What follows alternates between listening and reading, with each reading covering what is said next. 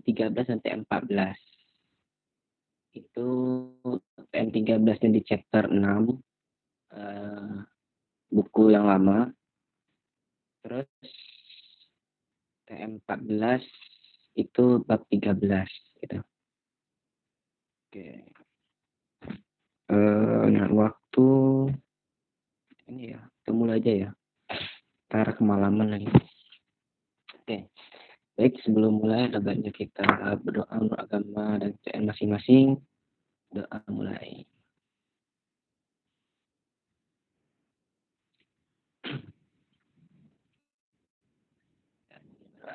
Amin, doa dapat cukupkan. Oke, kita mulai ya. Materi ini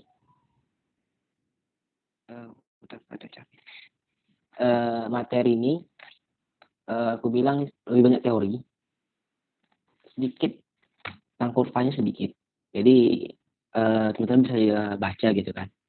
Tapi ya nanti aku tekani lah di mana pembacaan-pembacaannya gitu. Sedikit lah gitu. Oke, di bab 13 itu pengangguran. Babnya bab pengangguran dari PPT Pak Wesdi gitu ya. Oke, di sini. Nah, di sini ada namanya pengangguran tidak alamiah. Kalau yang kita omong itu apa namanya ya? Pengangguran tidak alamiah itu ketika Y-nya itu tetap gitu. Yang kita pelajari di sebelumnya full employment. Nah, tingkat pengangguran alamiah ini terjadi pada saat tingkat full employment. Tingkat full employment itu di mana? Ntar coba cek lagi itu di mana titik full employment itu. Jadi itu kasih gambaran dulu. Tingkat pengangguran alamiah ini terjadi pada saat full employment, di mana pengangguran alamiah tingkat pengangguran rata-rata ya dalam perekonomian berfluktuasi. Jadi rata-rata pengangguran itu pada saat ekonomi yang berfluktuasi hebat, nah itu di mana titiknya? Pada saat resesi, pengangguran aktual meningkat dari tingkat alamiah. Ingat, pada saat resesi itu, kenapa dia meningkat? Maksudnya nih, anggap aja tingkat pengangguran alamiah tingkat mulai segini loh. Nah, pada saat resesi kan, ibaratnya itu banyak orang di PHK, banyak yang perusahaan gulung tikar, itu pengangguran jadi meningkat. Nah, makanya pengangguran aktual, pengangguran benar terjadi ya, itu meningkat di atas tingkatan pengangguran alamiahnya. Nah, kalau ketika ekonomi booming ini kapan? Booming ini ketika perekonomian itu sedang kuat-kuatnya.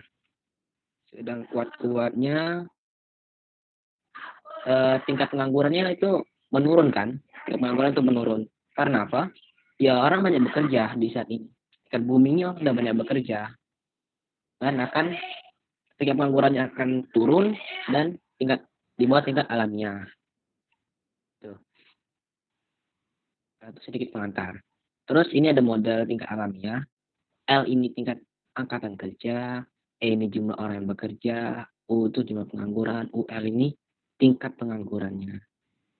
Angkatan kerja ini apa? Ini udah dibahas di UTS. Ntar coba cari lagi angkatan kerja ini apa, jumlah pekerja, tahu lah. Oke. Di sini asumsi yang perlu kita bangun untuk di sini yaitu L tetap atau bersifat eksogen gitu. Satu. Nah, di sini perlu kita cantumkan perbedaan antara S kecil dengan F kecilnya. Kalau S kecil itu orang dulunya itu bekerja. Dulu dia bekerja, tapi karena apa dia di PHK gitu. Jadi dia kehilangan pekerjaannya. Terus S ini tingkat pemutusan kerja setiap bulan itu berapa gitu. Tingkat pemutusan kerjanya. Nah, kalau F ini dulu dia pengangguran, terus dia mendapatkan pekerjaan setiap bulannya. Nah, itu kita hitung itu berapa tingkat perolehan kerjaannya. Oke. Jadi S ini dia orang yang bekerja, orang dulunya bekerja terus di PHK atau tidak bekerja lagi. Nah, kalau F ini dulu dia menganggur, tapi setelah itu dapat pekerjaan gitu.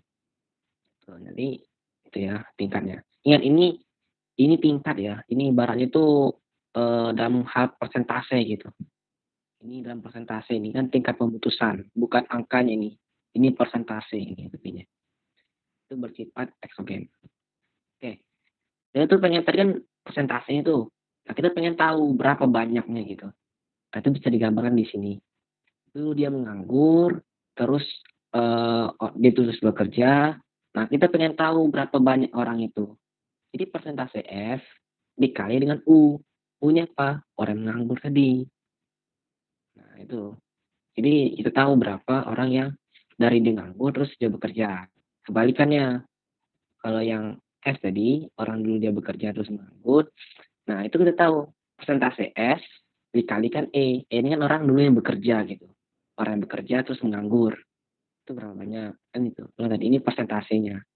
Ini S-nya persentase, S kali E ini kita tahu berapa orang sih yang menganggur, dulu dia bekerja terus menganggur berapa banyak gitu. Terus, nah ini kondisi steady state. eh, aku review lagi. Kondisi steady state itu di sebelum kita UTS itu menyatakan bahwa pertambahan investasi pemerintah itu hanya bisa menutup depresiasinya aja. Oke, jadi kita nambah investasi pemerintah bisa untuk menutup depresiasi. Ibaratnya gini, masuk kita bisa menutup pertambahan kita memenuhi tambahan dari pengeluaran kita. Ini itu kita bahas ini di di mana pas kerja dikatakan di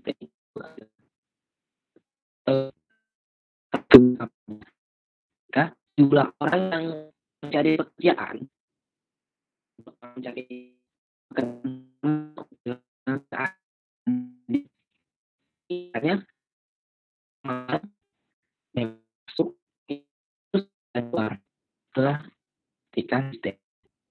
Jadi konsep tadi kita bawa SA balik SA tadi kan jumlah orang yang kehilangan pekerjaan atau meninggalkan pekerjaannya. Jumlah orang menganggur mendapatkan pekerjaan gitu. Terus duduk di tingkat pengangguran gitu. Nah, ini dapat nih F, F kali U sama dengan di step oke. Oke, ulangi. Di step ini kan itu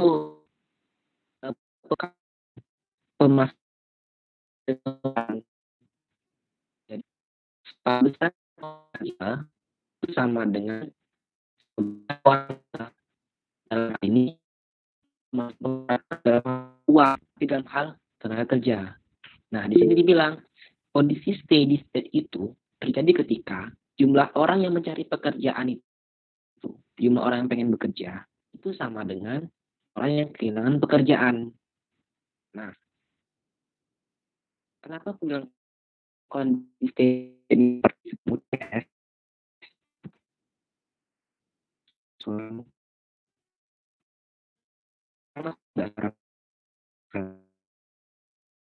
Putus-putus nggak?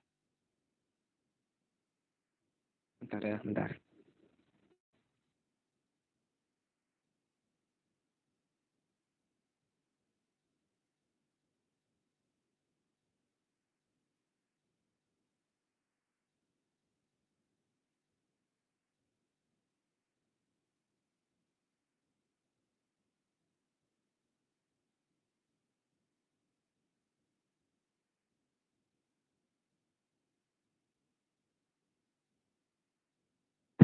Ini kok apa namanya slide-nya lancar ya?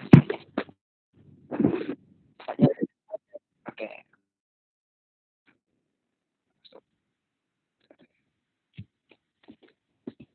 Hmm.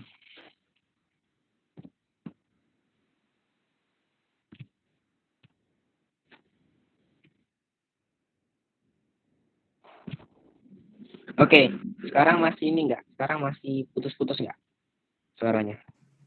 Enggak. Oke ya. Ini memang koneksi. Aku ganti saluran. Ininya lari malah. Bentar. Ini enggak nyambung. Ini enggak nyambung. Oke, baru nyambung. Oke. Oke, sip. Nah, lanjut ya. Kok di sini dipilih sini. Nah, ini. Ulang nih di steady state tadi. Jadi steady state itu terjadi ketika jumlah yang masuk itu sama dengan jumlah yang keluar. Itu gampangin gitu ngapain. Jadi dalam hal ini jumlah orang yang mencari pekerjaan, berarti orang yang masuk untuk bekerja kan, itu sama dengan jumlah orang yang kehilangan pekerjaan atau orang yang nggak dapat pekerjaan gitu, kehilangan pekerjaan yang di PHK. Nah itulah kondisi steady state. Ketika SE itu sama dengan FU, jumlah orang yang kehilangan orang yang bekerja atau meninggalkan pekerjaannya sama dengan jumlah orang pengangguran atau mendapatkan jumlah orang yang menganggur terus yang mendapatkan pekerjaan gitu ya ST kali ya. Nah di sini equilibrium ulang dari depan. Oke, nanti dari awal tadi emang suaranya nggak ini ya, nggak jelas ya. Oke, apa? Oke, aku ulang lagi di tingkat pengangguran alamiah. Nah, tingkat pengangguran alamiah ini maksudnya gimana? Tingkat pengangguran alamiah ini maksudnya tingkat pengangguran yang wajar dalam suatu negara gitu.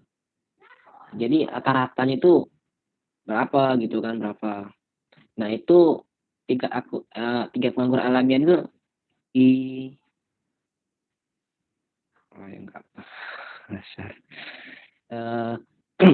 Tingkat pengangguran alamiah itu kalau di kurva LRS long run average supply itu terjadi ketika adanya full employment. Nah, titik full employment itu terjadi di mana? Silakan dicek lagi di chapter 8. Ya, kalau di chapter 8 itu ada full employment. Akan cek lagi di sana. Nah, situ terjadilah pengangguran alamiah. Nah, di sini dibilang tingkat pengangguran rata-rata dalam perekonomian yang berfluktuasi. Terus pada saat resesi, tingkat pengangguran aktual itu meningkat. Jadi ibaratnya tingkat pengangguran alamiah ini tingkat pengangguran yang normalnya gitu. Pada saat resesi kan ibaratnya perusahaan banyak di PHK, perusahaan banyak yang PHK karyawan, terus perusahaan banyak gulung tikar, sehingga kan tingkat pengangguran meningkat pada saat resesi. Contohnya sekarang gitu kan. Nah, itu pengangguran aktual meningkat daripada tingkat pengangguran alamiahnya. Terus kalau kata booming, ketika booming ini ibaratnya ketika perekonomian itu sedang bagus-bagusnya, sedang meningkatnya. Nah, kalau perekonomian meningkat, berarti kan lapangan pekerja meningkat, sehingga tingkat pengangguran itu akan turun, tingkat alamiah. Oke, itu penjelasannya. Ini notasinya, itu jumlah orang bekerja, U itu pengangguran gitu ya. Asumsinya L-nya itu bersifat eksogen, S. Nah, bedakan S sama F. S ini dulu dia bekerja, tapi dia di PHK gitu, atau bukan di PHK sih, tidak bekerja lagi. Contohnya apa? Kalau di PHK agak ini ya, agak kasar ya. Contohnya itu para pensiunan. Para pensiunan dulu dia bekerja, tapi mungkin di tahun ini dia nggak bekerja lagi. Terus di F ini dulu dia menganggur, terus mendapatkan pekerjaan. Nah, dulu aku juga pernah belajar. Mahasiswa itu tidak salah bisa dibilang pengangguran, bisa dibilang enggak gitu. Mahasiswa ya. Ntar aku coba cek lagi. Ini pengangguran dalam tanda kutip ini dalam secara umum ya, pengertian umum gitu pengangguran. Nah, di sini ingat F dan F ini itu adalah tingkatnya loh. Ini bukan angka realnya, tapi ini persentasenya. Persentase tingkat pemutusan kerja, tingkat perolehan pekerjaan. Nah, dari ini kita pengen tahu nih, jumlah orang yang bekerja sama itu dari mana, berapa banyak gitu kan. Nah, itu gimana caranya? Ya tinggal dikali. Ini transisinya ini. Dulu dia menganggur, terus dia bekerja. Nah, kita pengen tahu berapa banyak sih yang dulu dia menganggur dapat pekerjaan. Itu tinggal tingkat F tadi dikali U. U ini apa? U ini jumlah orang yang menganggur di sebelumnya kan di awal tahun. Terus S ini tadi yang ini dia dulu bekerja, terus jadi sekarang jadi pengangguran. Nah, itu gimana cara kita pengen tahu jumlahnya? S tingkatnya dikali E. E ini jumlah orang yang bekerja. Tuh. Ini kondisi steady tadi, semua udah ya. Lanjut. Nah, di sini equilibrium tingkat pengangguran. Iya tadi, equilibrium itu kan terjadi ketika kondisi steady state ya. Di sini mungkin bisa ditekankan lagi. Di sini kondisi steady state atau equilibrium jangka panjang. Nah, ini. Jadi kondisi steady state ini bisa dua, antara memang kondisi steady state-nya secara normal atau terjadi pada equilibrium jangka panjang. Nah, jangka panjang itu syarat ini. Terus kita jabarkan lagi rumusnya. Kita jabarkan lagi untuk mendapatkan sesuatu dari itu. Oke. F kali U, S kali E. Nah, E-nya ini bisa kita jabarkan lagi. E ini kan jumlah orang yang bekerja. Nah, jumlah orang yang bekerja itu kan berarti sama dengan jumlah tenaga kerja, jumlah angkatan kerja dikurangi dengan pengangguran. Angkatan kerja itu di usia berapa aja, kriterianya apa aja, silakan cek lagi di materi sebelum UTS. Gitu. Jadi jumlah angkatan kerja dikurangi dengan penganggurannya, itu dapatlah E-nya, jumlah orang yang bekerja. Oke, ini dikali dengan S. Ya, kali S, dapatlah ini. Terus, yang ininya, S dengan U-nya ini, kita pindahin ke kiri. Jadi, F kali U tambah S kali U. F kali U tambah S kali U. Sama dengan S kali L. Nah, terus U-nya dikeluarin, terus yang ininya jadi kurung gitu. Jadinya ini. Kalian dapat itu. Nah, dari ini, kita pindahkan U-nya ke bawah. L-nya di bawah U, dan F tambah S-nya di bawah S. Maka dapatlah UL. UL-nya apa? Tingkat pengangguran. Ingat, U ini adalah jumlah yang menganggur, UL ini adalah tingkat penganggurannya, persentasenya gitu. Itu sama dengan S per S tambah F. Gitu. Nah, sini contohnya. Setiap bulan 1% orang kehilangan pekerjaan. Ya, berarti kan ini S ini. Terus 19% orang menganggur mendapatkan kerjaan. Itu F-nya 0,19. Sehingga tingkat penganggurannya berapa? Jadi 0,01 tambahi 0,01 tambah 0,19. Sehingga hasilnya ya ini hasilnya ya. Tuh, jadi tingkat penganggurannya 5%. Entar kalau mau nyoba lagi, silakan coba cek data BPS. Kita pengen tahu nih pengangguran Indonesia itu berapa. Ya, ntar coba cek lagi ya di BPS-nya gitu. Terus implementasi kebijakan. Untuk menurunkan tingkat pengangguran alamiah, pemerintah perlu mengambil kebijakan yang menargetkan untuk menurunkan tingkat penganggurannya ya. Karena semuanya kan semua negara tidak ingin meningkatkan pengangguran. Kalau pengangguran itu naik, itu seperti yang dikata Pak Ur, itu dampaknya besar. Bukan hanya ke perekonomian, tapi ke sosial. Pengangguran naik, orang banyak cari pekerjaan, sedangkan lapangan pekerjaan itu sedikit, maka muncullah masalah sosial. Contohnya apa? Contohnya pencurian, begal, dan lain sebagainya. Itu mereka sebenarnya nggak mau lakukan itu, tapi gara-gara kepepet ekonomi, ini mereka lakukan itu. negara sangat wanti-wanti dengan pengangguran. Dengan pengangguran itu pengen diturunkan. Itu ada dua tools menurunkan tingkat pemutusan S-nya.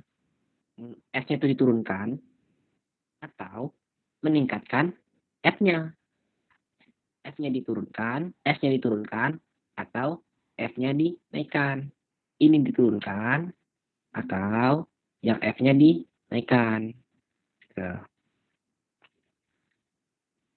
Terus mengapa ada pengangguran? Baca, maka tingkat perolehan kerja sangat tinggi dan tingkat pengangguran mendekati nol. Alasan kenapa F kurang dari 1, pencari kerja, upah kerja. Ya, ini teori. Terus, nah ini pengangguran friksional.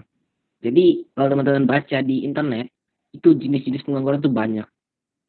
Mungkin yang dulu SMA-nya IPS itu dulu ada 4 atau 5 jenis-jenis pengangguran. Itu beda-beda. Ini salah satunya pengangguran friksional. Pengangguran friksional itu terjadi ketika waktu yang dibutuhkan untuk mencari pekerjaan. Jadi terjadi jadi pengangguran friksional itu terjadi ketika waktu disebabkan oleh waktu yang dibutuhkan oleh penganggur itu untuk mencari pekerjaan. Ibaratnya dia menganggur sementara gitu. Dari dia misalkan kita nih, misalnya ke universitas biasa, terus kan kalau stan kan udah dapat kerjaan ya. Oh gini aja, kita tuh disebut pengangguran, karena stan disebut pengangguran ketika waktu menunggunya. Jadi kan biasanya lulus sebelum pekerjaan itu menunggu 3 bulan. Nah, di range 3 bulan itulah kita disebut pengangguran friksional untuk anak-anak stan. Itu ya. Dari dia habis lulus ke dia mendapatkan pekerjaan itu ada selang waktu. Nah, itu disebut dengan pengangguran friksional. Terjadi bahkan ketika upah fleksibel, tersedia cukup banyak lowongan pekerjaan. Terjadi karena pekerja memiliki keahlian dan preferensi yang berbeda. Setiap pekerjaan membutuhkan keahlian berbeda. Nah, ini kenapa? Gini, di suatu perusahaan tuh pengennya keahlian videografi. Sedangkan kita punyanya keahlian fotografi. Jadi kan kita perlu belajar dulu ya videografi gitu. Nah, pada saat itu kita bisa dikatakan saat kita belajar itu untuk mendapatkan pekerjaan keahlian itu oleh perusahaan itu kita disebut pengangguran friksional. Ntar kalau salah, tolong dikoreksi ya, pengangguran friksionalnya. Terus pergerakan sektor. Definisi perubahan permintaan antar industri. Jadi pergerakan sektor ini itu perubahan komposisi permintaan antar industri antar wilayah. Contohnya gini, contohnya itu pada perubahan teknologi. Misalkan lebih banyak lowongan untuk perbaikan komputer dan lebih sedikit perbaikan untuk mesin ketik.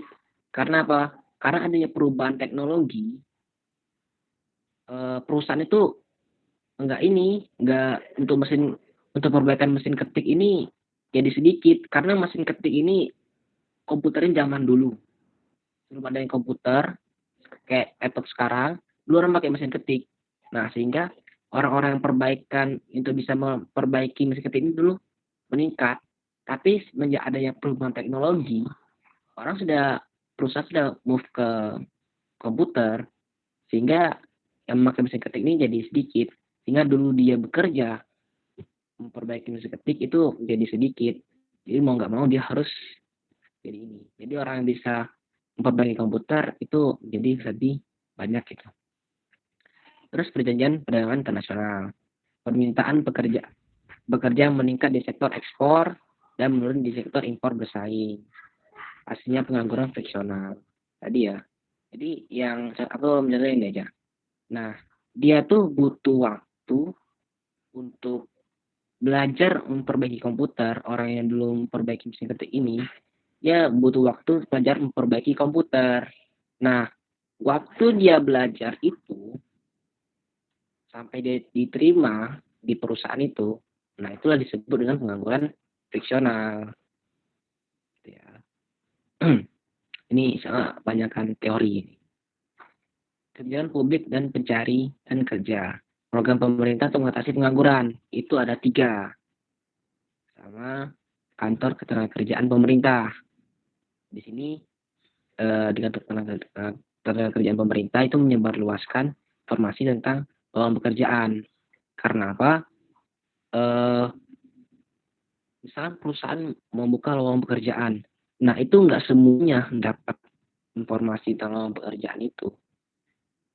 Jadi ada yang kadang mengatakan kalau kamu ingin menguasai dunia, jika kamu memiliki informasi lebih, kamu bisa menguasai dunia gitu. Nah, itu bisa berlaku untuk pengangguran ini. Jadi kalau kita punya informasi lebih duluan tentang lowongan pekerjaan, kita bisa dapat pekerjaan lebih dulu. Walaupun orang orang luar sana kemampuannya lebih dari kita, tapi karena kita udah curi start duluan, kita bisa dapat. Terus program pelatihan kerja itu memudahkan transaksi pekerja dari satu industri ke industri lain. Pekerja, nah ini pelatih pekerja ya, asuransi pengangguran. Terus, nah ini penjelasan asuransi penganggurannya. Pengangguran bisa mengambil sebagian dari upah mereka. Penganggur bisa mengambil sebagian upah dari sebagian dari upah mereka selama periode tertentu setelah kehilangan pekerjaan. Terus asuransi pengangguran meningkatkan jumlah pengangguran friksional dan tingkat pengangguran alamiah karena mengurangi opportunity cost menjadi penganggur, tekanan untuk mencari pekerjaan baru, dan F-nya. Hasil studi penganggur yang tidak memenuhi syarat mendapat tunjangan asuransi cenderung berusaha mencari pekerjaan baru gitu. Ya, insya Allah ini bisa dipahami ya. Kan kalau misalnya paham lagi, baca lagi. Ini ada tanya ini.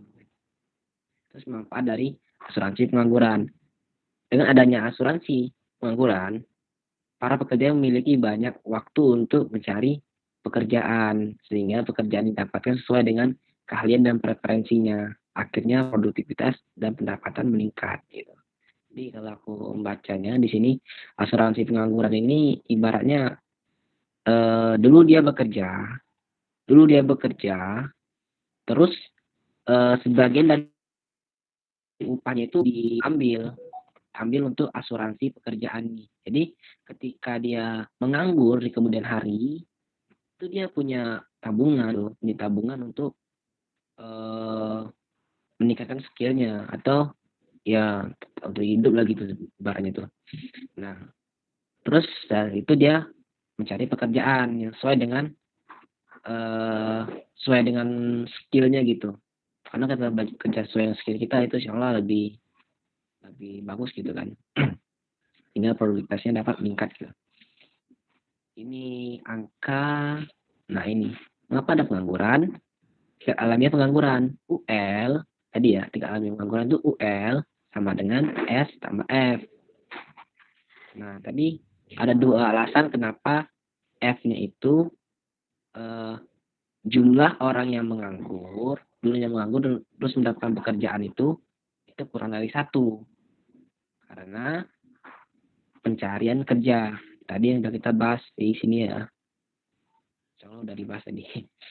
Terus kekakuan upah.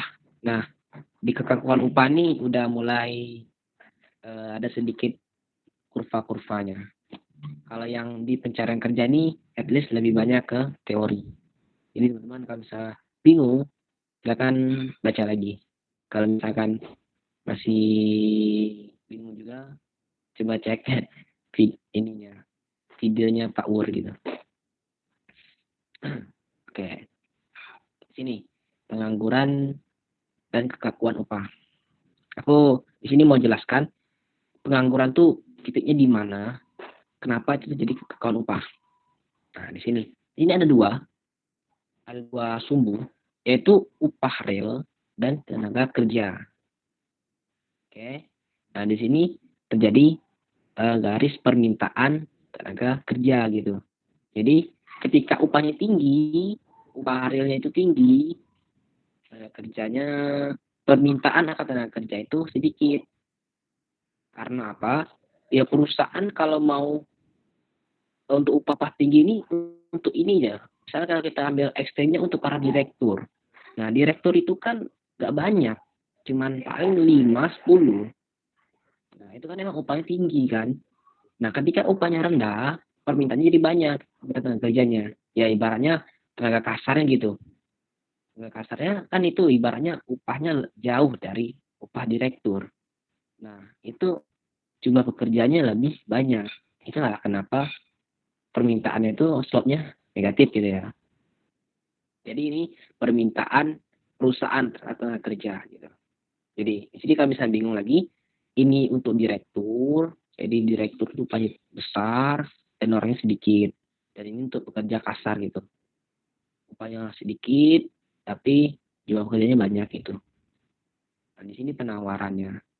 Ini jumlah pekerja yang ingin bekerja. Di sini masyarakat yang ingin bekerja. Itu notasikan garis lurus. Kenapa dia garis lurus? Orang tuh mikirnya ya udahlah aku bekerja aja dulu. Masalah perihal aku mau dapat upahnya berapa tuh urusan nanti. Itu aku kerja aja dulu yang penting kan. Nah, makanya berapapun upahnya orang ini penting bekerja dulu. Orang ini ya anggapan orang yang menganggur itu jumlah yang ini katanya ingin bekerja loh kata-katanya ingin bekerja. Jadi berapapun upahnya aku tetap tetap mau kerja gitu. Ini aku yang penting kerja aja dulu yang penting.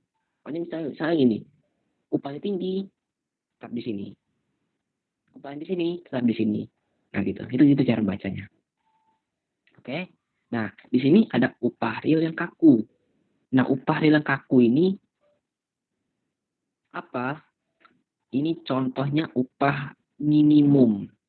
Jadi perusahaan itu nggak semata-mata ngasih upah ke karyawan, ada upah minimumnya, batas minimumnya itu ada. Nah ini ditetapkan oleh pemerintah. Jadi eh, pem- sehingga upah minimumnya di sini kan, sehingga perusahaan itu bakal nyari tenaga kerja di mana? Di titik ini ya, di titik ini jadinya jumlah tenaga kerja yang dipekerjakan gitu. Jadi perusahaan itu mencarinya di sini karena kan upah realnya di sini. Jadi perusahaan itu cuma bisa ngasih pekerjaan ke orang tuh pada sini, segini cuman. Nah, sehingga orang yang bekerja di ini, yang bisa dipekerjakan segini, sehingga gapnya akan menghasilkan pengangguran. Nah, pengangguran itu terjadi di gap ini, antara yang ingin bekerja sama yang dipekerjakan. Gitu. Ini terjadi karena apa? Salahnya di mana upah real tadi, kekakuan upah tadi. Jika upah real tertahan di tingkat equilibrium, maka sudah cukup kerjaan yang tersedia. So, pengangguran ya upah. Oke. Tadi itu ya penjelasan kurvanya. Nah, itulah kenapa aku lebih senang kurva. Jelasnya lebih mudah gitu, jelaskannya. Oke. Pengangguran akibat kekakuan upah. Jika upah tertahan di equilibrium sudah ya, perusahaan harus menjatah pekerjaan yang langkah di antara para pekerja. Harus menjatah pekerjaan yang langka di antara para pekerja. Hasilnya, pengangguran struktural, pengangguran yang disebabkan oleh kekakuan upah dan penjatahan pekerjaan. Jadi, akibat kekakuan upah tadi, karena ada pembatasan upahnya berapa, jadi harus ada penjatahan. Loh, ini untuk ini segini, untuk ini segini. Nah, akibat itu terjadilah pengangguran struktural. Jadi kita tadi sudah bahas ya. Ada pengangguran friksional, ada pengangguran struktural. Jadi kita bahas dua macam pengangguran. Pengangguran struktural itu disebabkan oleh kekakuan upah dan penjatahan pekerjaan. Ini tadi. gara-gara upahnya kaku, jadi dia menganggur gitu ya. Ntar notasi apa tuh secara itunya gimana, coba cari di internet itu gimana sih pengangguran struktural itu, coba cari ya. Terus penyebab pengakuan upah tadi itu ada regulasi upah minimum yang sudah jelasin tadi, serikat pekerja dan efisiensi upah. Oke. Sama upah minimum ya, upah minimum regulasi tetapkan upah minimal yang harus dibayar perusahaan pada karyawan. Jadi minimal perusahaan itu harus membayar karyawan segini. Upah minimum meningkat di atas minimum, terutama untuk para pekerja tidak terdidik dan para usia muda.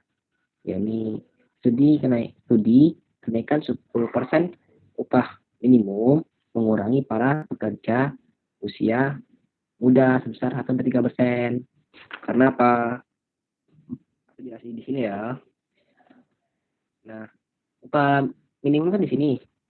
Misalkan itu naik gitu. Pemerintah tuh menaikkan upah minimumnya. Jadi misalkan di sini naik. Ini misalnya. Nah, sehingga penganggurannya bertambah dong. Dari ini ke sini. Jadi dari ini ke ini. Nah, itu. Itulah kenapa penganggurannya bertambah. Ketika upah minimumnya tuh sini. Oh sorry, ya. Kenaikan upah minimum. Upah minimum naik. Terus mengurangi para pekerja usia muda satu deh saya gitu. Oke. Ini itu ya, ini data ya, data upah minimum di Indonesia ya, kita lihat ada di sini, nanti dilihat upah minimum mana yang paling besar. Jakarta harusnya besar nih. Jadi kalau penetapan Jakarta itu besar. Nah, per Jakarta ini berapa? 4.276. Jadi kalau pengen, nah ini kamu kalau pengen di Papua nih 1.500.000 nih peminimumnya. Kalau pengen penempatan di Papua lumayan lah peminimumnya. Jambi aja 2 juta 7.600. Itu intermezzo. Terus tawarannya apa? Ya tawaran apa? Oke, lanjut ke serikat pekerja. Nah, serikat pekerja ini ibaratnya para pekerja itu membuat suatu organisasi. Nanti dia menuntut, ya ibaratnya para buruh lah gitu. Komponen para buruh. Serikat pekerja negosiasi agar jadi para buruh ini pengennya naik terus upahnya. Jadi ya coba diperjuangkan oleh serikat pekerja ini. Ketika upah berada di atas tingkat equilibrium, hasilnya ada pengangguran struktural. Yang tadi, jadi tadi ya, ketika dia kan equilibriumnya di sini, equilibriumnya. Nah, jadi kan tingkat equilibrium itu di sini. Nah, jadi kan di sini sudah ada pengangguran. Terus di sini misalnya tingkat dari serikat pekerja itu minta naikin upahnya, ini di sini minimal. Nah, akibatnya tingkat pengangguran strukturnya bakal naik gitu ya. Terus di sini ada orang dalam sama orang luar. Maksudnya orang luar ini orang dalam pengennya apa, orang luar pengennya apa. Jadi orang dalam itu pengennya para pekerja yang sudah bekerja itu inginnya mempertahankan upahnya tinggi. Jadi upahnya itu pengen dinaikin lagi. Jadi orang dalam tuh pengennya upahnya segini, mempertahankan upahnya segini. Tingkat yang kedua ini ya tingkat situ, tingkat ini. Nah, sedangkan orang luar ini orang yang menganggur, para penganggur di luar serikat menginginkan upah equilibrium sehingga cukup tersedia pekerjaan untuk mereka. Jadi mereka tuh pengennya upahnya tuh pengen di equilibrium tadi di sini ya.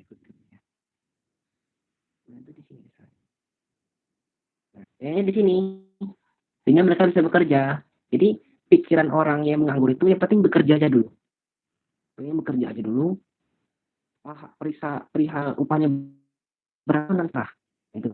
Jadi ini sesuatu yang berbeda gitu ya sama orang luar. Terus teori efisiensi upah.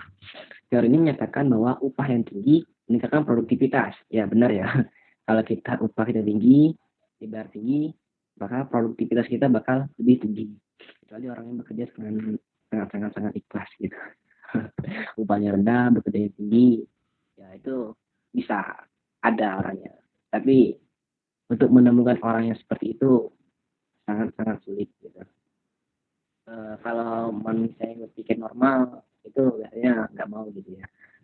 Terus menarik para pelamar dengan kualifikasi tinggi, sehingga ya kalau misalnya kalau mau kerja di sini berarti aku harus meningkatkan kualitas aku dong. Jadi misalnya ya aku harus memantaskan diriku sebelum kerja di sana, sehingga menurunkan moral hazard. Moral hazard kecenderungan pekerja berperilaku seenaknya ketika tidak terpantau. Ini contohnya gimana? Contohnya seperti Kementerian Keuangan kemarin ya. Kementerian Keuangan ketika sebelum ada reformasi itu, reformasi Kementerian Keuangan itu kan ibaratnya bisa dibilang tingkat korupsi ketinggian dulu di Kemenq ya. Aku nggak tahu sih berapa hari kan ya. Tapi yang pernah aku dengar gitu emang tinggi dulu. Terus setelah Bu Sri Mulyani naikkan upah, jadi upah gaji para Kementerian Keuangan, PNS Kementerian Keuangan. Jadi mereka bekerja ya udah aku dibayar tinggi sesuai dengan kerjaanku. Nah, makanya itu setiap pekerja ketika pahnya tinggi kita berperilaku sewenang-wenang tuh bisa diturunkan gitu. Terus membuat pekerja betah bekerja di perusahaan tersebut dan mengurangi biaya rekrutmen dan training pegawai baru. Ya contohnya orang banyak bono-bono masuk stan berharapnya bekerja di Kementerian Keuangan gitu ya.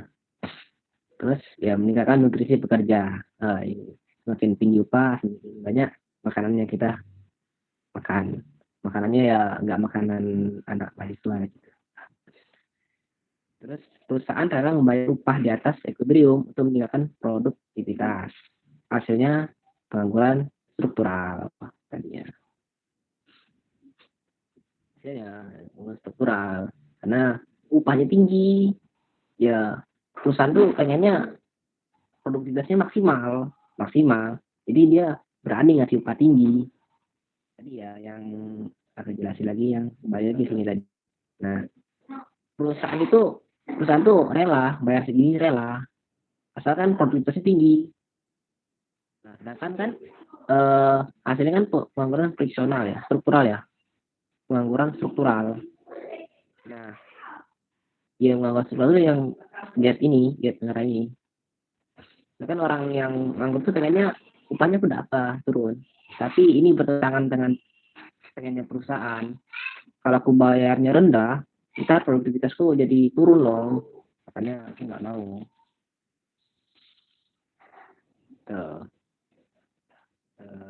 Mana tadi? Ini ya, nah. Terus durasi pengangguran. Rata-rata waktu penganggur itu adalah pendek. Tapi sebagian besar waktu penganggur dikaitkan dengan pengangguran jangka panjang. Misalkan 10 orang, 8 orang menganggur masing-masing 1 bulan, 2 orang menganggur 2 bulan, 2 orang menganggur 12 bulan. 30% hanya menganggur 1 bulan, tapi orang asumsikannya ambilnya banyak di sini 12 bulan. Tapi 70%, 34 dari 32 menganggur jangka panjang. Ini pengangguran jangka panjang cenderung menjadi pengangguran struktural. Kayak ini diangkat teorinya. Pengangguran jangka panjang itu cenderung menjadi pengangguran struktural dan atau dikarenakan pergeseran sektor antara industri tadi disebutkan tadi ya. Industrinya pengennya A, tapi kita punya keahlian B gitu. Jadi kita butuh waktu yang agak panjang untuk mengubah keahlian tadi. Terus ujian publik menargetkan pengangguran jangka panjang harus perhatikan bahwa pengangguran jangka panjang hanya sedikit jumlahnya. Jadi para pengambil kebijakan itu Ini pengennya pengangguran tuh sedikit aja, nggak apa ada pengangguran jangka panjang nggak apa-apa. Tapi jumlahnya diminimalkan seminimal mungkin. Ini tren angka, ya ini angka, ini arealnya gini, angka angka angka, ini angka sih. Angka ini data semua sih, data ini lanjut ke data. Oke, selesai. Data itunya udah selesai. Eh, di sini penekanannya di ini ya. Penekanan itu di sini di teori upah. Alasannya maksudnya kurvanya cuma satu, kurvanya cuma satu. Yang kita bahas tadi itu yang ada tiga tadi, itu yang tiga-tiga ini, itu dia pengen menjelaskan kenapa upahnya itu di sini, gitu ya. Dari tiga alasan ini tadi, itu pengen menjelaskan kenapa sih upahnya itu di sini. Nah, itu penjelasan yang buat tadi. Gitu. Jadi sebenarnya kenapa aku suka belajar makro atau ekonomi itu dengan hal-hal yang berbau kurva? Karena ibaratnya ini berapa slide ini? 1, 2 sampai 10 slide ya. 10 slide itu bisa dijelaskan loh oleh satu slide aja, satu kurva aja. Nanti makanya kalau teman-teman belajar ekonomi, pahami kurvanya. Kalau sudah paham kurva, insya Allah pahami ekonomi itu enak gitu. Terus di sini di di di sini kita tadi asuransi, kebijakan publik dan lain sebagainya. Oke, lanjut ya. Lanjut di bab 14. Bab 14 ini aku bilang nih lumayan ini ya, lumayan gitulah. Maka teman-teman bisa sedikit fokus. Ini banyak teori sih, yang teori tapi ya harus pelan-pelan terbahas. Aku juga sedang belajar. Jadi P14 itu bahasnya tentang bab 13 di buku yang lama ya, buku versi lama, edisinya lama. Bahasnya tentang penawaran agregat dan trade-off jangka pendek antara inflasi dan pengangguran. Nah, di sini titik beratnya jangka pendek. Karena seperti kita bahas dulu, dalam jangka panjang itu semuanya ibaratnya dapat berperilaku fleksibel. Tapi jangka pendek itu yang naik turun fluktuatif itu lebih besar. Dan banyak teori-teori itu bahas tentang di jangka pendek. Oke, ini yang sudah kita pelajari. Itu sudah belajar tentang menjabarkan kebijakan fiskal dan moneter dalam pergeseran kurva AD. Pergeseran kurva agregat demand. Yaitu yang lebih ke SLM kemarin.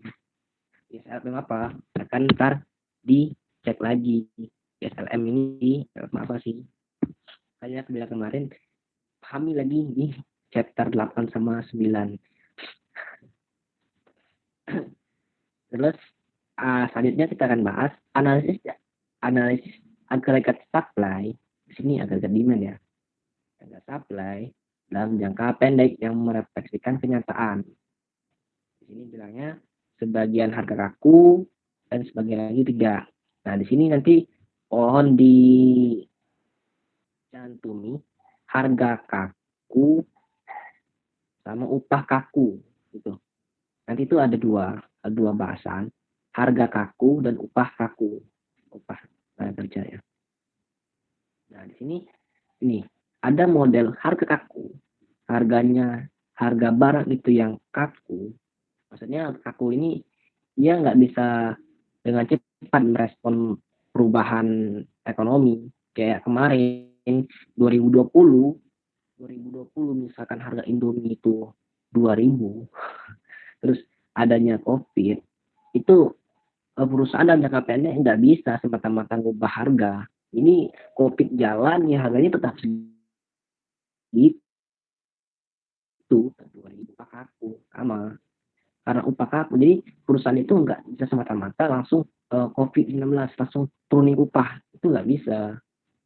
Jadi ya pemerintah tetap si perusahaan tetap ngasih upahnya segini flat gitu kan. Aku terus modelnya informasi tidak sempurna. Tiga itu dapat direfleksikan di sini, di mana Y, Y ini output agregat, AGY ini agregat. Terus Y yang ini itu tingkat output alamiah. Tingkat output alamiah itu terjadi di long run average supply, LRAS. Ini yang mana ntar aku coba tunjukin di kurvanya di mana gitu. Parameter positif ini parameter positif. Aku masih belum tahu parameter positif apa nih. Kita coba cari lagi ya parameter positif ini apa. Terus P ini tingkat harga aktual. P yang ada E-nya tingkat harga yang diharapkan. Jadi yang ada E ini yang diharapkan ya dalam asumsi ini. Terus harga kaku. Itu ada 3 alasan harga kaku. Kontrak jangka panjang antar perusahaan dan pelanggan. Jadi misalkan ini kita punya pelanggan tetap. Itu sebuah perusahaan kita pengen menyuplai barang ke contoh ambilnya ke Ramayana gitu. Nah kita sama Ramayana tuh udah sepakat sampai dari 2019 sampai 2021 harga yang kami kasih itu segini loh, misalnya 100.000 untuk satu video. Nah terus ada COVID-19 ya, ya karena kita sudah ada terjadi perjanjian itu kita nggak bisa semata-mata langsung ini ada COVID-19 nih jadi turun harganya, nggak bisa. Jadi karena ada perjanjian tadi ya ada COVID-19 ya COVID, kalau perjanjian ya perjanjian gitu ya gitu karena harganya kaku gitu ya. Terus biaya menu contohnya ini yang contohnya rumah makan gitu. Contoh rumah makan misalkan harga sebelum COVID itu 12.000 untuk semangkok bakso, semangkok mie ayam, terus ada COVID, seharusnya kan harganya itu menjadi naik ya seharusnya ya. Harusnya harganya menjadi naik itu menjadi turun lagi tuh karena ada perekonomian gitu. Nah itu si penjual bakso tentunya itu nggak bisa semata-mata langsung naikin harganya. Karena apa? Mereka harus menyetak biaya menunya lagi. Itulah itu ibaratnya. Mereka harus nyetak menu lagi gitu dengan harga yang baru gitu. Ya kalau misalnya COVID-nya lama kan misalnya sebentar nanti sudah mereka sudah nyetak yang sesuai COVID, keadaan kembali normal, nyetak lagi, minta biaya menu lagi. Itu banyak costly gitu kan. Jadi perusahaan nggak mau melakukan itu.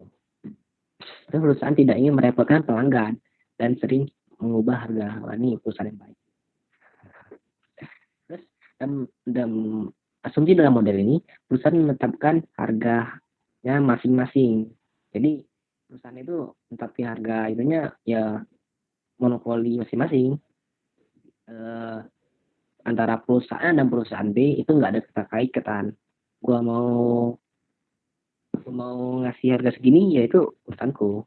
Ya urusan lain ya mbo silakan. Urusan lain ya silakan perusahaan lain. Aku kamu gitu. Oke. Tingkat harga yang diinginkan perusahaan. Jadi perusahaan tuh pengen harganya segini. Di titik P ini. P kecil ya. Ini P kecil. Ini P besar ini harga aktual. P kecil itu harga yang diinginkan oleh perusahaan. Jadi perusahaan tuh pengennya harganya segini. Tapi P besar ini harga sebenarnya. Harga aktual segini gitu.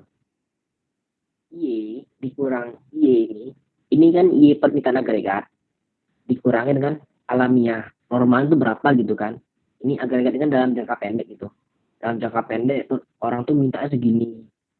Output yang agregat gitu kan. Y ininya Y yang ini output dalam jangka panjang gitu ya. Alamiah. Jadi P yang diganti oleh perusahaan itu ketika harganya itu ditambah dengan Y ini dikurangi dengan Y ini. Ini ada dua jenis perusahaan ya. Ini tolong dicamkan. Ada perusahaan yang menetapkan harganya itu secara fleksibel. Nah, rumus yang dipakai itu yang ini. Rumus ini. Kalau perusahaan itu menetapkan harganya secara fleksibel, itu maksud fleksibel itu dia mengikuti perekonomian. Jadi misalnya perekonomian meningkat, harganya meningkat. Perekonomian negara lagi lesu, harganya itu lesu juga, gitu kan. Itu sesuai perekonomian lah gitu. Nah itu kalau fleksibel, itu artinya pakai ini. Kalau perusahaannya kaku, harganya kaku, itu ekonomi itu menetapkan harga berdasarkan kondisi perekonomian yang diharapkan. Perekonomian yang diharapkan. Nah, ini sesuai real perekonomian ini yang diharapkan. Nah itu kodenya Pak, kuncinya Pak. Ini ada E nih loh. Ada E-nya. Ya, rumusnya sama, cuman ada kata E kecilnya. Itu yang diharapkan. Oke, ini lanjutannya. Asumsi perusahaan, kita asumsikan ya, perusahaan dengan harga kaku tadi mengharapkan output yang sama dengan tingkat alamiah. Jadi mereka yang perusahaan yang harga kaku tadi, yang menetapkan harga kaku, dia pengennya output yang dihasilkan sama di tingkat alamiah. Jadi Y ini sama dengan Y ini. Ya, kalau misalkan Y ini sama Y ini, ya udah nih. Misalkan ini ya, misal asumsikan perusahaan dengan harga kaku menetapkan output yang sama dengan alamiah. Nah, misalkan Y ini satu. Nah, yang Y ini kan dibilang sama dong dengan alamiahnya. Jadi satu dikurang satu, satu kurang satu, nol, nol kali A, nol. Jadi rumusnya P sama dengan PE. Gitu. Ini penjelasan sih, penjelasannya kenapa awalnya rumus ini kok tiba-tiba jadi ini gitu. Ya karena ini, ya ada asumsinya pada aku mengharapkan output yang sama dengan tingkat alamiah. Ya. Ya. Aku ambil gambar ini satu misalkan. Ini itu satu. Satu kurang satu, nol. Nol kali A, nol. Terus P tambah nol, PE. Gitu kan. Terus untuk mendapatkan kurva tentang agregat, kita harus mendapatkan tingkat harga keseluruhan dalam perekonomian. Jika S adalah fraksi dalam perusahaan dengan harga kaku, maka dapat menyatakan Oke, ini lumayan ya.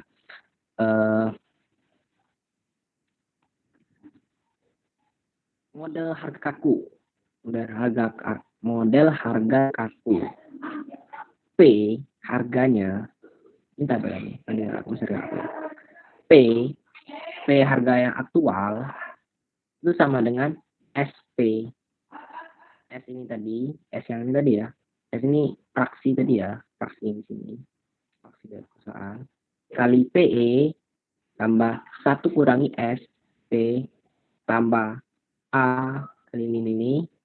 Nah, terus kurangi kedua sisinya dengan ini. Yang ini nanti ditambahin ini sampai sini juga. Terus bagi keduanya dengan S. Ini hasilnya ini. Ini ntar aku share lah. Ini terakhir lah ini cara cariannya. Ini matematika sini. Matematika sini. Iya, matematika. Mutar balik ke rumus matematika gitu. Oke. Di sini ketika harga kaku ya. Nah, ini ketika PE-nya tinggi, ininya, ketika E ini tinggi, so ini penjelasannya ini ya. Ketika PE-nya ini tinggi, sehingga U-nya tinggi juga dong. Karena ini tinggi, kan ini P yang ini, itu kan pertambahan dari P ekspektasi ditambah sama ini. U-nya gitu kan. Nah, ketika P-nya tinggi, ini pasti tinggi. Tapi ini ada itunya lagi. Jika perusahaan mengharapkan tingkat harga tinggi, maka perusahaan memperlakukan harga tetap. Akan menentukan perusahaan yang memperlakukan harga tetap perusahaan yang melakukan harga tetap tadi ya, yang harga kaku tadi akan menetapkan harga yang tinggi, yang P-nya tinggi, harga yang tinggi gitu. Perusahaan lain akan mengikuti harga yang tinggi juga. Nah, ketika Y-nya tinggi, ketika yang ininya tinggi, yang di sebelah sini tinggi, jadi kan pengurang dari ini ya, pengurang dari Y angganya lebih besar dong, lebih kecil dong. Pengurangnya lebih besar dong. Sehingga karena ini jadi lebih tinggi, sini tinggi, sehingga P-nya bakal tinggi juga. Sehingga kenaikan pendapatan.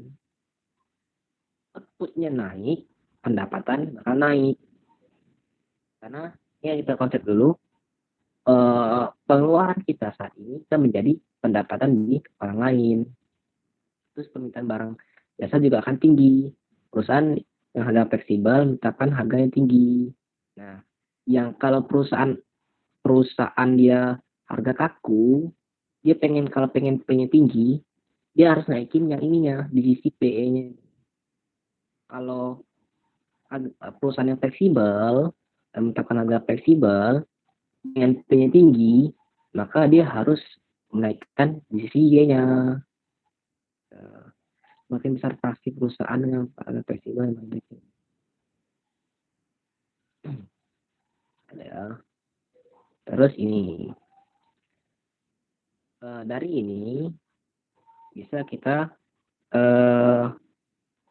buat persamaan lagi agregat supply-nya. Nah, agregat supply-nya ini dari mana? Ini yang P ini, PE-nya pindahin ke sini. Iya, katanya P kurang PE ya. Bla bla bla. Terus yang ini dijadikan alpha gitu. Ini kayaknya aku harus, ini terakhir aja sih. Cara pencariannya terakhiran aja. Ini cuma rumus sih. Pokok hasilnya tuh gini. Hasil rumus itu ini. Dari ini nanti dia bolak-balikkan rumus, nanti dapatnya ini. Oke, harga kaku. Harga kaku menunjukkan upah real yang prosikis, berbeda dengan upah kaku. Kaku menunjukkan upah real yang prosikis. Prosikisnya apa? Coba silahkan cari lagi di internet. Apa itu prosikis? Berbeda dengan model upah kaku. Misalkan output pendapatan agregat turun. Nah, perusahaan melihat permintaan terhadap produknya turun. Terus perusahaan dengan harga kaku mengurangi produksinya dan akhirnya mengurangi permintaan terhadap tenaga kerja. Terus permintaan tenaga kerja akan yang menggeser ke kiri menyebabkan upah real turun. Aku mau jelasin yang ini ya. Mau jelasin itu di sini tadi. Di sini. Nah ini. Nah di sini bilang kan output atau pendapatan agregatnya turun. Yang ini ya, yang ini turun. Nah ini turun. Nah kan kalau perusahaan ini kan perusahaan kaku ya, ini kaku di sini ya, akan mengurangi produksi. Ini akan mengurangi produksi dan akhirnya mengurangi permintaan tenaga kerja. Di sini turun, ntar kalau di sini turun, berarti kan Y-nya jadi semakin besar kan, Y semakin besar. Padahal kita pengen itu harganya itu tetap, harganya. Karena tadi bilangnya harga itu bersifatnya kaku ya, harganya ini kaku, nggak bisa semata-mata langsung berubah naik turun, nggak bisa. Ada permintaan harga turun langsung dari turunnya nggak bisa. Nah ini. Sedangkan PE-nya di harga kaku ini tetap sama gitu kan. Jadi agar P-nya sama, ini turun, jadi mau dan mau ininya harus diturunkan juga mengikuti. Nah Y-nya ini turun, produksi turun, terus permintaan tenaga kerja bakal turun gitu ya. Semoga dimengerti gitu. Bisa dimengerti. Ini turun, dan ini turun kan, produktivitasnya turun. Nah, kalau produktivitas turun, ibaratnya ya kalau aku produksi dikit, ya aku butuh tenaga kerja sedikit aja dong. Nah, kalau kerja sedikit, tenaga kerja sedikit, berarti aku minta tenaga kerja, perusahaan minta tenaga kerja sedikit aja kan, sedikit. Kalau semoga dimengerti. Terus nah ini tadi sudah bahas harganya kaku. Ini harganya kaku. Sekarang kita bahas upahnya yang kaku. Upahnya yang kaku. Asumsi yang digunakan, perusahaan dan bekerja menegosiasi kontrak dan menetapkan upah nominal. Upahnya nominal dalam jangka panjang sehingga membatasi perubahan upah. Upah nominal disepakati berdasarkan upah real, target, dan upah harga yang diharapkan. Jadi upah upah nominal itu upah realnya berapa, upah real targetnya berapa kali PE, harga yang diharapkan gitu. Ya perusahaan pengen harapan perusahaan dengan ke depan harganya segini. Terus upah real targetnya segini. Gitu. Uh, upah real, upah nominal. Mungkin kita bisa ini ya, kita bawa lagi ya konsep real sama nominal kemarin ya, yang kita bahas tentang kurs real dengan kurs nominal. Nah, kalau kurs nominal itu kan yang dikonversikan uang dan uang, mata uang dan mata uang gitu kan. Kalau real kan barang dan barang. Nah, ini kita bisa asumsikan di sini juga. Kalau upah nominal itu eh, uang, uang dan uang dengan uang gitu. Ini itunya ya. Aku mikirin di situ. Uang dengan uang. Eh, upah orang dibayar dengan uang gitu. Jasa orang dibayar dengan uang. Kalau upah real kita bandingkan eh, satu orang ini dia upah realnya itu berapa? Itu perbandingannya dengan produktivitas. Produktivitasnya berapa?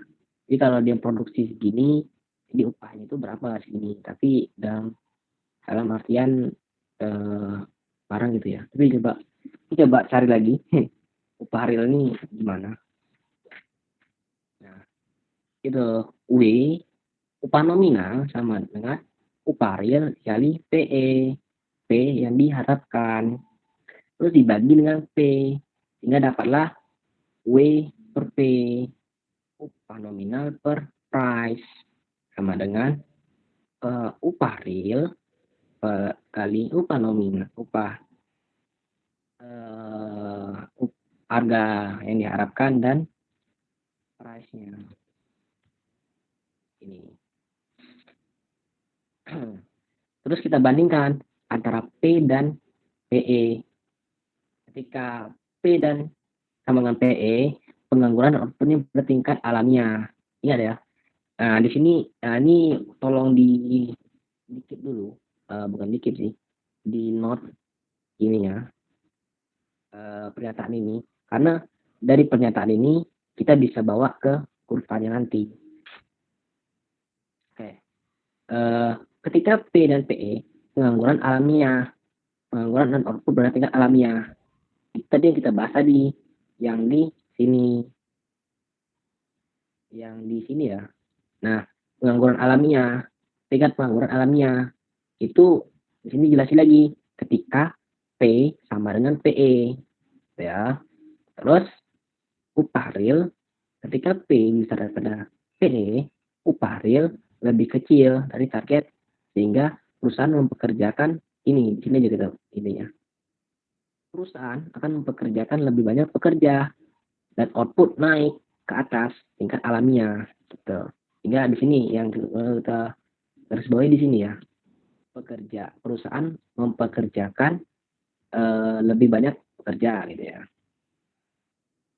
Nah, kalau lebih kecil daripada yang ininya, PE-nya, perusahaan bekerja lebih sedikit bekerja gitu. Oke. Oke, mudah-mudahan enggak ini ya, di sini enggak pusing ya. Di sini ada 3 kurva, permintaan tenaga kerja, fungsi produksi, dan penawaran agregat. Kita mulai dari sini dulu. Nah, pertama, kita asumsikan pertama I-nya P itu naik dari P1 ke P2. Ini akibatnya apa dari kenaikan ini? Akan mengakibatkan ke tenaga kerja. Ingat tadi, ketika P-nya naik, sehingga penganggurannya semakin banyak, sehingga tenaga kerjanya semakin banyak. Nah, upah akan mengurangi upah real, menentukan nominal W per P. Ini kan sini P-nya naik nih. Jadi kan rumusnya W per P. Jadi ibaratnya kenapa W ini turun, pembaginya itu semakin besar loh. Pembaginya misalkan ini, misalnya W-nya 10, ininya 2. Nah, sehingga dapatkan 5. Tapi di sini dia naik dari 2 ke 5. Jadi 10 dibagi 5 sama dengan 2. Jadi dia turun. Pada angkanya gini. Nah, akibat dari ini, lihat ini. Ini kan sini awalnya sini L-nya. L-nya awalnya segini. Terus akibat penurunan ini turun L-nya. Yang meningkat. L-nya ya, L-nya jadi meningkat. Meningkatkan L-nya, kecepatan kerja. Kecepatan kerja meningkat. Oh, tadi salah ya. Mungkin pernyataan aku yang di awal tadi salah. L-nya meningkat sehingga produksinya Y-nya tinggi. Nah, ketika Y-nya tinggi, kerja sininya ketika Y meningkat, ini juga meningkat. Kurva penawaran agregat meringkas perubahan ini. Jadi, kurva penawaran agregat itu meringkas dari kejadian ini loh. Jadi sini kan dia kalau kita mau meringkas, mau dapatin Y-nya itu tinggi, kita harus dapati dari 2 kurva ini. Jadi dia misalkan pengen naik, jadi harus turun dulu, lari ke sini, ini baru dapat ini. Kalau itu penawar agregat, itu langsung dapat P-nya naik, sudah dapat Y-nya langsung ini. Ya. Jadi semoga dimengerti.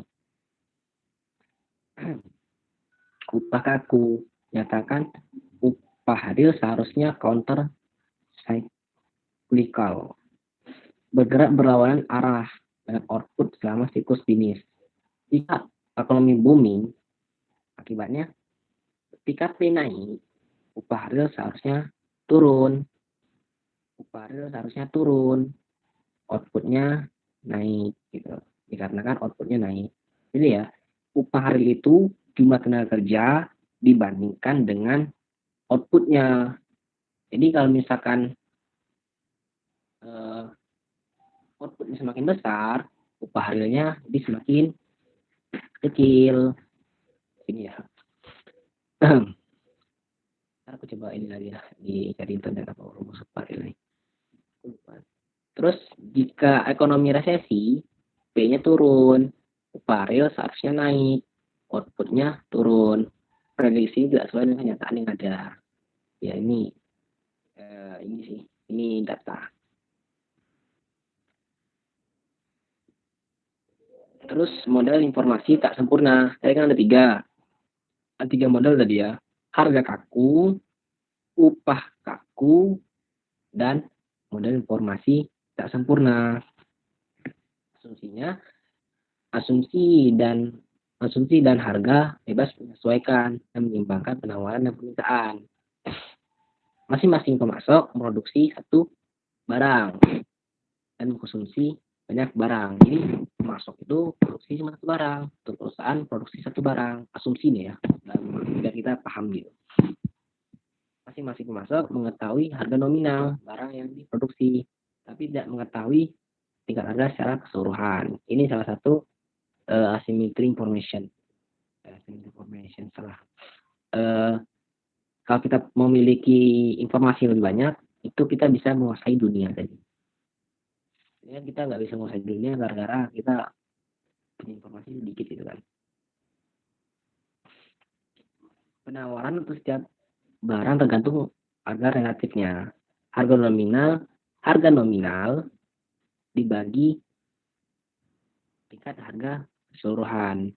Supplier tidak mengetahui harga yang menentukan berapa yang harus diproduksi. Jadi yang digunakan adalah tingkat harga yang diharapkan. Jadi dia tuh nggak tahu harga produksi itu berapa, harga yang dia memproduksi satu barang, tapi itu nggak tahu berapa harga pasaran itu, belum tahu dia karena kurang informasi tadi. Jadi yang dia gunakan adalah harga yang dia harapkan gitu.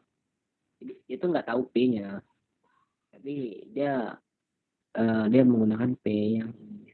Nah, seandainya pokoknya P itu naik, tapi PE-nya nggak naik. Nah, itu apa akibatnya, dampaknya? Supplier menganggap harga relatifnya naik. Jadi, dia menekan produksinya.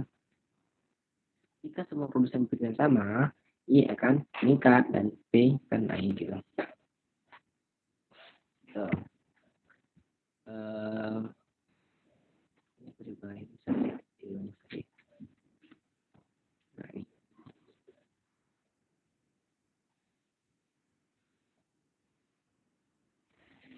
Di sini deh ya.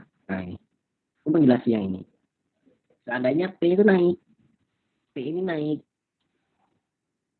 Nah, kan ini nggak naik, asumsi ini nggak naik. Jadi untuk menyeimbangkan agak ini kan jadi nggak sama nih ya, ini nggak naik, dia otomatis di sisi ini naik. Jadi supaya anggap harga relatifnya naik, sehingga jadi dia meningkatkan produksinya. Karena untuk menyimbangkan P ini, maka Y-nya naik. Gitu. Itu ya. Jika semua produsen berpikir sama, Y akan meningkat ketika P naik di atas P. Ya. Sehingga Y akan meningkat ketika P naik di atas PE. Ya, itu menjelaskan yang di sini. Di sini. P itu lebih besar daripada PE. Nah, di sini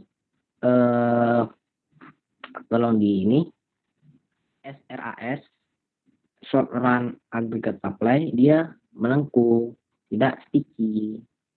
Ini ya, tidak sticky di sini. LRAS, tongkatnya tetap lurus horizontal gitu. Masing-masing dari tiga model penawaran menunjukkan hubungan yang dalam kurva kesamaan SRAS gitu. Ini tadi. Kurva penawaran agregat ya ini.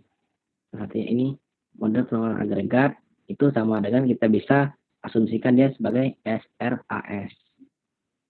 Oke. Misalnya. Ini ada agregat demand. Agregat demand ini long run, ini short run. Nah, di sini ketika P sama dengan PE, ingat PE-nya ini nggak berubah ya. PE-nya ini nggak berubah, dia itu ada tingkat di alamiah. Nah, tadi gue bilang, tingkat alami itu di mana? Tingkat alami itu di sini. Pengangguran alami atau tingkat pengangguran alamiah atau full employment itu terjadinya di sini.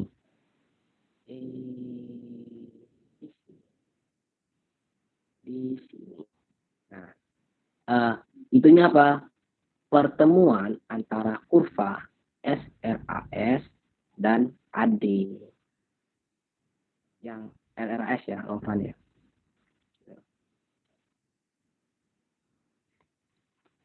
Kita lanjut. Misalkan guncangan positif, AD menggerakkan outnya, ketika outputnya naik, sehingga AD-nya bakal naik. Nah, di sini AD-nya naik kan, positif gitu. Jadi agregat demand-nya naik gitu, kan dia positif, kalau yang negatif dia turun gitu. Nah, sehingga karena dia positif, Y-nya jadi bertambah. Y-nya bertambah di short run. Nah, Karena Y-nya bertambah, P-nya bakal naik, P2-nya. Tapi ya tadi, PE-nya tetap, karena dia kaku dan dia berada di titik ini apa tuh, titik alamiahnya dalam short run gitu ya. Tapi kan dalam jangka panjang, dalam jangka panjang dia akan ke ininya lagi, ke titik long run-nya lagi, di titik sini lagi. Lama kelamaan dia bakal naik ini dan titik di sini nanti. Nah, dapatlah P3. Nah, yang PE-nya ada di sini ya. Oke, ini cukup membingungkan, tapi soalnya teman-teman bisa paham gitu ya. Memang ini sih. Nah, oke, lanjut. Inflasi, pengangguran, dan kurva Phillips. Nah, ini kayaknya di Pak Ur nih ada ngajarin kurva Phillips nih. Itu juga ini. Kurva Phillips itu menyatakan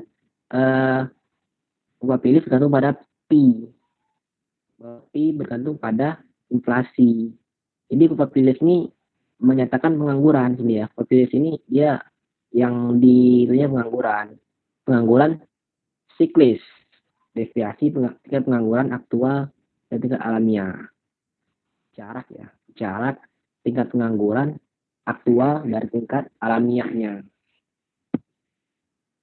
Jadi kita sudah bahas 3 pengangguran. Struktural, friksional, dan siklis. Jadi kalau siklis itu jarak antara tingkat pengangguran aktual dan dari tingkat alamiahnya. Guncangan penawaran, nu, ini nggak tahu ya apa nu. Ini aku nggak tahu juga artinya apa. Ya, misalnya aku umur segini aku masih. Terus oke. Deviasi kurva Phillips dari SRAS. Dia sini pengen menjelaskan itu pengen menjelaskan dari rumus SRAS ini kok dapat ini rumus kurva Phillips itu. Pertama, dia yang ini dipindahin gitu ya. P-nya ini dikeluarin gitu. P-nya dikeluarin jadi ini seper A. Ya nanti teman-teman coba lah. Ini dia pokok dia mengeluarkan gitu. P-nya dikeluarkan terus ditambahkan P atau P ya. P-nya ditambahkan 1 terus dikurangi P sebelum tahun sebelumnya ini. Dikurangi P tahun sebelumnya, dapatlah P dan P yang diharapkan. Terus P yang diharapkan nggak tahu nih. Buat apa nggak tahu. Ini itu ya ekonominya. Ya, kalau aku kita yang penting tuh bahas ininya, tahu proses terjadi ya. Kalau masalah rumusnya itu nggak tahu juga gimana. Yang penting cara baca kurvanya tahu, itunya tahu gitu. Oke. Nah ini kurva Phillips itu ini ya persamaan ini. SRAS persamaan ini. Nah kalau kurva SRAS itu output yang dihubungkan dengan pergerakan tidak diharapkan dengan harga. Jadi dia menghubungkan output dengan pergerakan yang tidak diharapkan dalam tingkat harga. Nah kalau Phillips itu yang digerakkan apa? Pengangguran terhadap apa? Terhadap tingkat inflasi. Itu ya. Kalau SRAS itu dia output dan tingkat harga. Nah kalau Phillips dia pengangguran dan inflasi. Gitu. Ekspektasi adaptif. Suatu pendekatan yang mengasumsikan bahwa orang-orang membentuk ekspektasi mereka terhadap inflasi berdasarkan inflasi yang diamati. Ini mungkin di kelas Pak Ur atau di kelas apa ya? Yang 43 aku lupa. Apa dosennya. Nah, itu dijelaskan yang punya ibu kos itu loh. Jadi inflasi itu belum terjadi. Tapi ibu kos itu udah menganggap, oh besok ini tahun depan ada inflasi nih. Jadi harga kos-kosan dinaikkan. Tapi kan itu inflasi belum terjadi. Tapi mereka udah mengasumsikan duluan, oh ini tahun depan bakal naik. Nah, mereka dapat itu dari mana? Berdasarkan kondisi yang diamati mereka. Itulah ekspektasi adik. Itu namanya ekspektasi adaptif. Mereka melakukan tapi dalam ekonomi namanya itu inflasi yang diharapkan itu sama dengan inflasi tahun yang lalu. Jadi mereka tuh berdasarkan tahun lalu. Jadi ibu kos tuh naikin harga, lihat oh tahun lalu nih kenaikannya segini. Ya tahun ini aku naikin juga segini gitu kan. Kenaikan. Itu. Dalam hal ini, Wapilis menunjukkan bahwa inflasi menunjukkan inersia. Inersia apa? Jika tidak ada guncangan penawaran atau pengangguran siklis, inflasi akan terus bergerak pada tingkat saat itu. Inflasi masa lalu mempengaruhi ekspektasi inflasi yang masa depan dan mempengaruhi upah serta harga yang ditetapkan. Inflasi, tarikan permintaan, inflasi terjadi karena guncang. Jadi informasi itu ada dua penyebab terjadinya inflasi. Pertama, terjadinya inflasi yang disebabkan oleh tarikan permintaan. Itu terjadi kenapa? Guncangan permintaan atau guncangan positif terhadap permintaan agregat. Menyebabkan penganggurannya turun. Pengangguran turun dan tingkat dari bawah tingkat agam yang menarik dan tingkat inflasi ke atas. Jadi gini, akibat adanya permintaan yang itu meningkat sehingga penganggurannya turun. Pengangguran turun, jadi kan orang makin banyak makin banyak bekerja ya. Makin banyak bekerja, semakin banyak yang diproduksi. Nah, semakin banyak diproduksi akan meningkatkan harga. Nah, harga meningkat, nanti kan itu mengindikasikan adanya inflasi. Itu ya, ulangi lagi ya. Nah, ketika ada permintaan yang makin banyak, permintaan agregatnya semakin positif atau meningkat, itu pengangguran menjadi turun. Pengangguran turun mengindikasikan produktivitasnya makin meningkat. Produktivitas meningkat, makin banyak produksi, maka harga nanti bakal semakin naik. Harga naik nanti jadinya inflasi, gitu ya. Nah, di sini dorongan biaya ada dua. Tadi kan ada yang terjadi karena tarikan permintaan. Kedua, dorongan biaya. Dorongan biaya itu terjadi karena guncangan penawaran. Ibaratnya itu penawaran yang memburuk menaikkan biaya produksi. Jadi ibaratnya biaya produksi dalam memproduksi itu suatu barang itu meningkat. Jadi perusahaan itu nggak mau rugi dong. Perusahaan nggak mau rugi. Jadi daripada aku rugi, ya udah harga barangnya aku naikkan. Harga barangku naikkan, terjadi inflasi.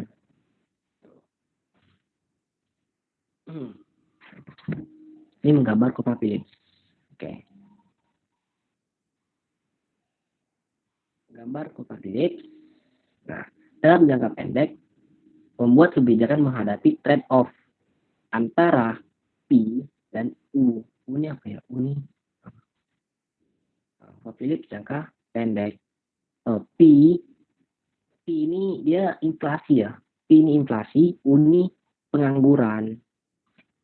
P ini inflasi, U ini pengangguran. Dan jangka pendek, pemerintah tuh ada dua hal yang harus dihadapinya.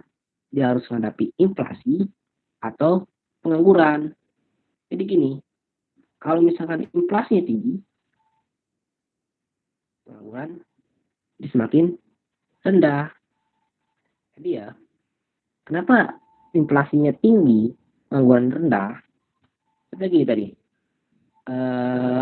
ulangi tadi ya. Pengangguran semakin rendah. Penganggurannya di sini misalkan ya, di sini misalkan. Nah, Misalkan pengangguran itu di sini. Di sini kan akibat inflasi tinggi ya. Nah, itu kok bisa gitu? Jadi gini, pengangguran rendah. Berarti kan mengindikasikan eh, produktivitas semakin banyak. Orang semakin banyak bekerja. Semakin banyak bekerja berarti produk yang dihasilkan itu semakin banyak. Semakin banyak produk berarti harga semakin naik. Harga naik berarti inflasi. Betul. Misal ini, kalau inflasi di segini, nah di sini, misalkan, jadi kan U-nya tuh di sini ya. U-nya tuh di sini, P-nya itu, mana sih gambar P? Nah itulah. U-nya tuh di sini, P-nya tuh di sini. Jadi indikasikan pengangguran makin banyak. Pengangguran makin banyak, produktivitas makin sedikit. Produknya orang produk jadi sedikit produksi. Jadi produksi sedikit, inflasinya juga semakin sedikit. Makanya harganya itu jadi murah. Karena agak murah, inflasinya jadi nggak terlalu tinggi, turun gitu ya. Itu cara baca Wah Philips gitu. Nah itu sini ya UN. Pergeseran Kupa Philips. Orang menyesuaikan ekspektasi mereka seiring waktu.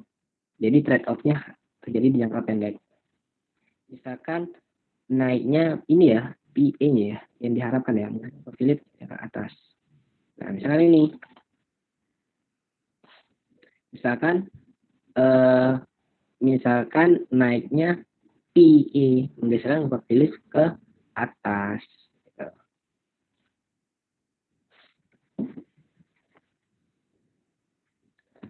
Jangka pendek gitu ya. Ekspektasi orang terhadap itunya meningkat, ekspektasi terhadap inflasinya meningkat. Tapi kan ekspektasi masyarakat itu meningkat, pengangguran nggak ini tidak apa namanya tidak terpengaruh oleh ekspektasi itu. Kan gini, misalkan kita ambil di Bintaro ya seperti itu ya di stan ya, yang ibu kos tadi. Awalnya ibu kos itu awalnya di tahun 2017 itu segini, tapi mengingat 2017 itu udah inflasi udah naik, 2018 dinaikkannya ekspektasinya, harganya dinaikkan kan, harga dinaikkan, jadi kan inflasinya makin tinggi. Nah tapi akibat dari itu apakah pengangguran berkurang? Enggak kan, cuman dia meningkati harga ekspektasinya aja, sedangkan produktivitasnya tetap segitulah, dia produksi segitu, jadi penganggurannya ya tetap segitu ya. Hasil pengorbanan ini sudah semua hasil pengorbanan menurunkan inflasi, para pembuat kebijakan menurunkan permintaan agregat, menyebabkan pengangguran naik di atas tingkat alamiah. Hasil pengorbanan mengukur persentase PDB real satu tahun yang dikorbankan yang menurunkan inflasi 100%. Estimasi pengorbanan 5%, artinya 1% penurunan inflasi, 5% dari PDB. Contohnya tidak ada ini sih, nggak ada kurva sih. Jadi itu jelasnya. Contohnya, untuk menurunkan inflasi dari 6% ke 2%, harus mengorbankan 20% PDB satu tahun. Jadi pengorbanan PDB, pengurangan inflasinya 4, rasio pengorbanannya itu 2, dapatnya 20. Formal ini dapat jadi dalam satu tahun atau terbagi dalam beberapa tahun, misalnya 10%. Korbankan 2 tahun berturut-turut Turki.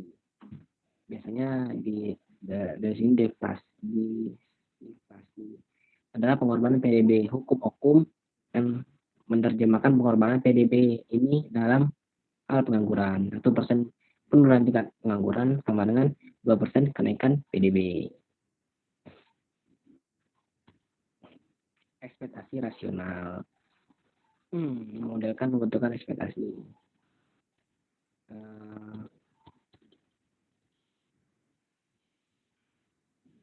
Ini soalnya cuma baca sih teman. Ini cuma bacaannya cuma soalnya dibaca aja dipahami dulu. Nah, kalau masalah kalau untuk teori itu teman-teman bisa mungkin yang kelas Pak Word coba cek lagi videonya Pak Word itu gimana masalah teori ini. Karena jujur kalau teori aku masih kurang. Teori gini ya bacaan-bacaan ini masih kurang. Aku lebih percaya lebih menyerahkan gitu, lebih menyerahkan ke dosen yang jelasin. Tapi untuk yang kurva ini, kenapa aku lebih prefer ke kurva? Karena kayak yang Pak Wur jelasi itu emang jelasi kurva, cuman pergerakan itu masih belum jelas gitu kan. Video Pak siapa tadi? Maaf, oh, Pak Wur Yanto gitu. Mungkin anak 01 sama 02 itu diajari Pak Wur gitu. Pak Wurnya pakai ini sih, pakai Instagram, pakai Telegram sih. Gitu. Nah, nanti coba cek video Pak Wur yang terkait ini. Nah, kalau aku memang fokuskan di sebelah sininya, di kurva-kurvanya. Karena dari video Pak Wur itu memang dia jelasin kurva, cuman Pak Wur masih belum bisa mengcapture pergerakan kurvanya. Nah, aku masuk di situ. Oke, mungkin materiku udah selesai. Materiku sama Makul udah selesai. Untuk ekonomi. Ada yang tanyain nggak? Ada yang ingin tanyain?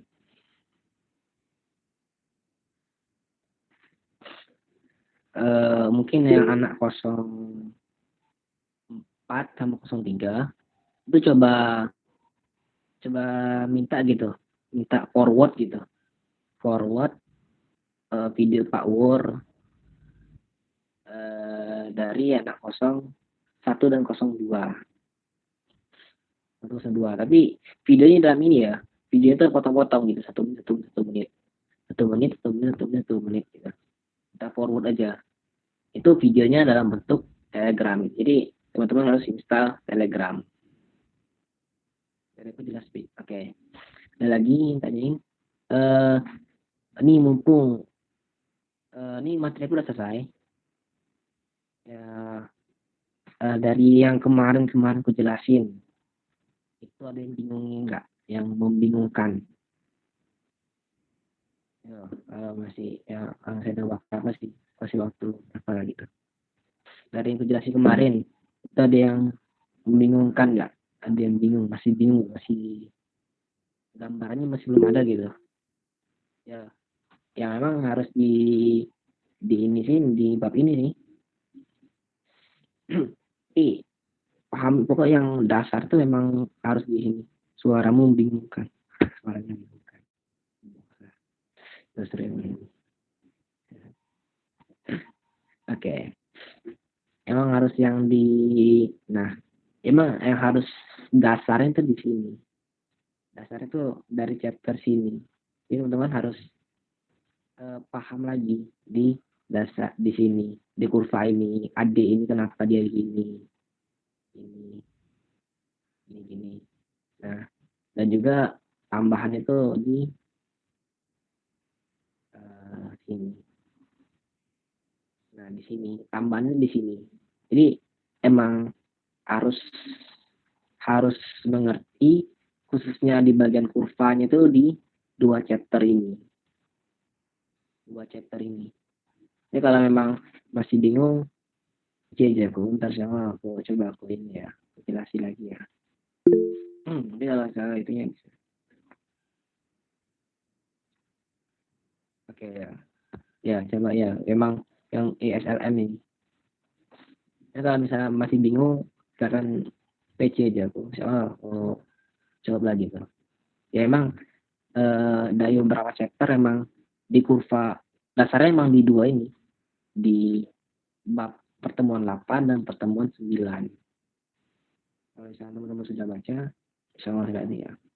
Oke, mungkin karena nggak ada yang bertanya, itu yang nggak ada yang tanya, udah jam 10 juga. Kita akhiri ya. Kita akhiri. Sebelum kita akhiri bulan kita pada malam hari ini, hendaknya kita berdoa, doakan bacaan masing-masing. Yuk, doa mulai.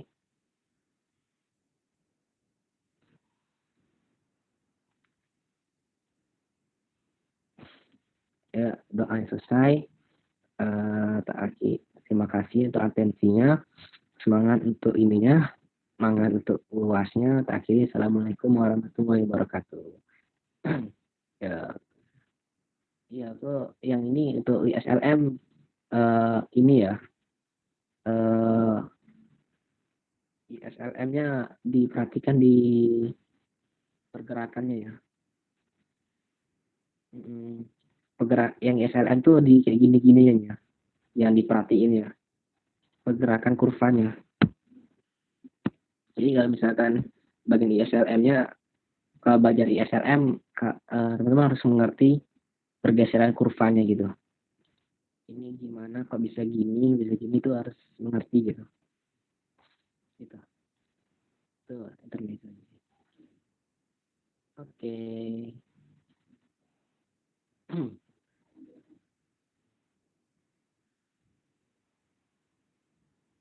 Nah, ini ya. Ada.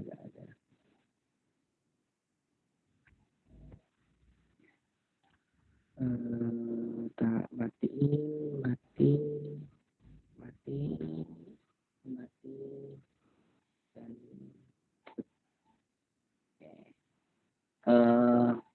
pemetaan yang ada di sini. Kira-kira perlu nggak yang, aduh tadi matiin ya, yang PPT ini perlu nggak kira-kira? Yang ini tadi. Soalnya dari PPT Pak Wesley nggak ada. PPT yang Pak Wesley nggak ada ini. PPT Pak Wesley nggak ada jelasin ini.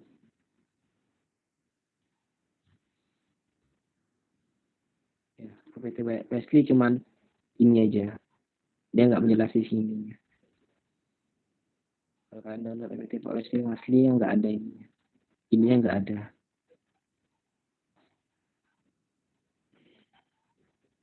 Kalau perlu ya tak share mana ini.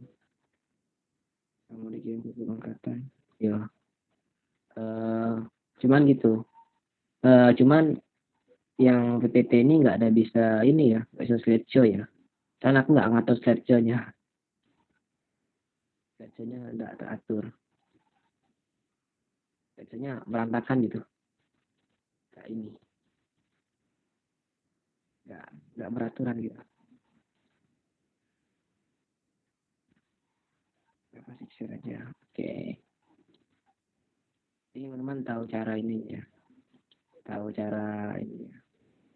Tahu cara pergerakannya ya. Oke. Nah ini ya.